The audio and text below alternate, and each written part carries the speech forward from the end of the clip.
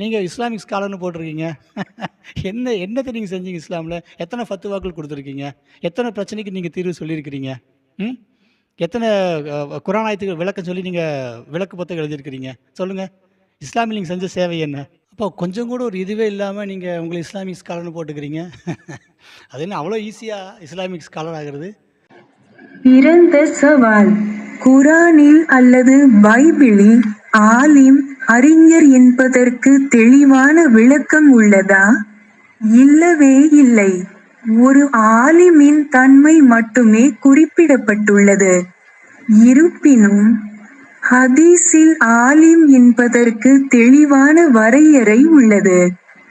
இப்னு Abbas அறிவித்தார், அல்லாஹ்வின் தூதர் அவர்கள் கூறினார்கள், ஒரு அறிஞர் தனது இறைவனை அறிந்தவர், சட்டம் மற்றும் சட்டவிரோதமானதை அறிந்தவர், கடமை மற்றும் விருப்பமானதை அறிந்தவர்.